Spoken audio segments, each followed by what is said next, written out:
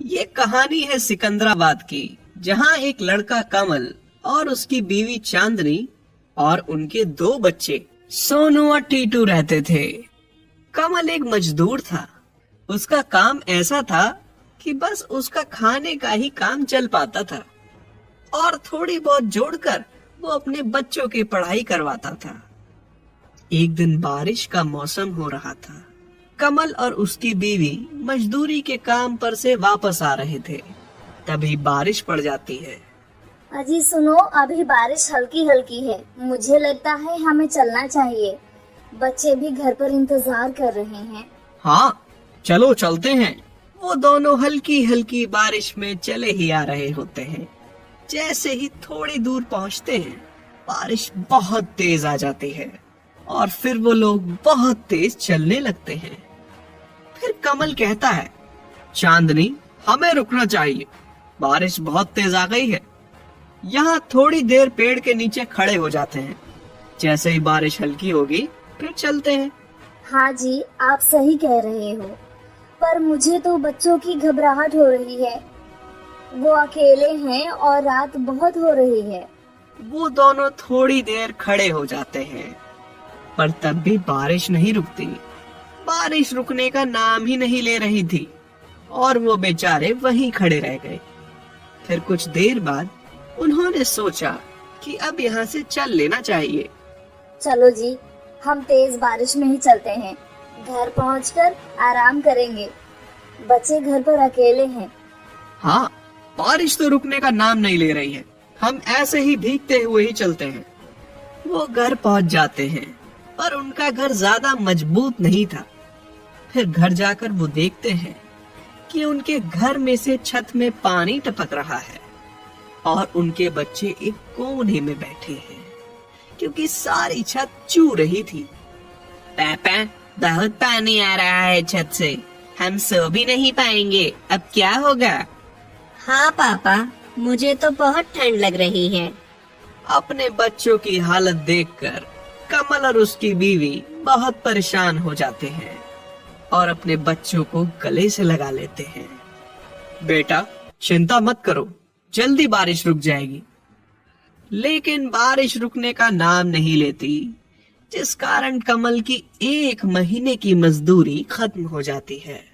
अब उसके पास खाने के लिए भी कुछ नहीं बचा। पूरे 1 महीने बारिश होती रहती है। उनको अपने जीवन की बची हुई तनख्वाह भी उस घर के खर्च में खत्म करनी पड़ती है। उनके बच्चे भी स्कूल नहीं जा पा रहे थे। फिर एक दिन कमल अपनी बीवी को कहता है, चांदनी, अब हमारे पास कुछ भी नहीं बचा है और बच्चे भी कल से भूखे हैं। मैं काम करता हूँ, कहीं और काम तलाश करता हूँ। जी, आप बिल्कुल सही कह रहे हैं। मैं भी आपके साथ चलूंगी। दोनों कमाएंगे तो ज्यादा पैसे आएंगे। कमल फिर से कहीं मजदूरी करना शुरू कर देता है। मौसम भी साफ हो गया था और उसकी पत्नी भी उसके साथ ही जाया करती थी। फिर एक दिन जब वो घर आ रहे थे, तो उनके सामने से एक सिलेंडर से भरा ट्रक जा रहा था। ट्रक में सभी सिलेंडर उल्टे सीधे रखे थे। जैसे ही ट्रक उनके आगे जा रहा था, तभी एक सिलेंडर पीछे से गिर जाता है। कमल और चांदनी दोनों उसे उठा लेते हैं और ड्राइवर को आवाज लगाने लगते हैं, अरे भाई, ट्रक रोको, तुम्हारा सिलेंडर गिर गया। पर वो ड्राइवर सुनता ही नहीं है और आगे निकल जाता है। कमल और चांदनी कुछ देर सोचते हैं। वो दोनों बहुत ही ईमानदार थे। पहले तो उनका मन ही नहीं कर रहा था कि वो सिलेंडर घर ले जाएं, पर फिर ले जाते हैं। चलो जी, अभी उसे लेकर ही चलते हैं। क्या पता भगवान ने हमारी किस्मत में यही लिखा हो। वैसे भी घर में मिट्टी का चूल्हा रखा था, सिलेंडर नहीं था। अब हम मिट्टी का चूल्हा बंद करके इस गैस सिलेंडर को ही चलाएंगे। पर चांदनी, हम कोई गलत काम तो नहीं कर रहे हैं। अगर आप गलत कर रहे होते तो मैं आपका साथ कभी नहीं देती। हमने उसे आवाज भी तो कितनी लगाई। जब उसने हमारी सुना ही नहीं, तो ये अब हमारा हुआ। फिर वो दोनों सिलेंडर को उठाकर चल पड़ते हैं घर जाकर अपनी नई गैस निकालकर सिलेंडर को लगा देते हैं और खाना बनाने की तैयारी में लग जाते हैं। वो सब खाना खाकर सो जाते हैं। फिर उन्हें रात को एक आवाज आने लगती है। कमल, मेरी बात सुनो। उठो कमल, सुनो, मेरी कहानी तो सुन लो। आवाज सुनकर कमल की नींद खुल जाती है। फिर वो उठकर बाहर आता है, चारों तरफ नजर घुमाता है, पर उसे कोई नहीं दिखता।